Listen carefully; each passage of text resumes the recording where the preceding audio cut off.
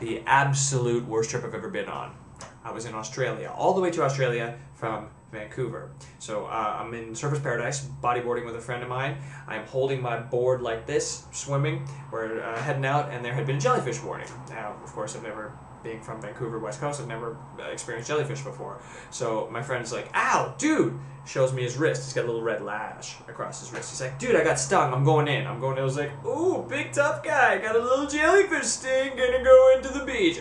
As I'm making fun of him, swim right through a school of jellyfish. 11 lashes across my leg. So of course, what happens? My right leg goes completely numb. So I'm holding my bodyboard like this, and all of a sudden I'm trying to paddle like this. So I look like freaking George Jefferson, and my other leg's like kicking like this, and my one leg is like completely paralyzed. I was like, this is the worst feeling I've ever had in my life. In the meantime, the lifeguards on the beach between the two poles are like calling to me on the megaphone, like, please stay between the two pylons. And I was like, I can't do anything, never mind stay between the pylons. I finally get myself back onto the beach, and my legs are like throbbing with pain. I've never experienced anything like it. So, of course, I remember an episode of Friends.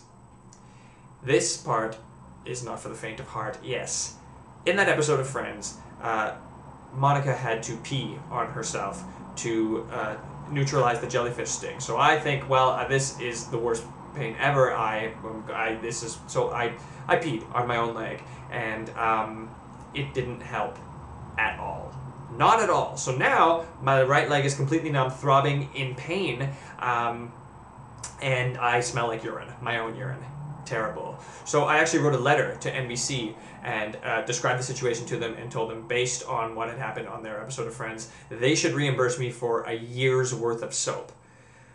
Yeah, I never heard back from them.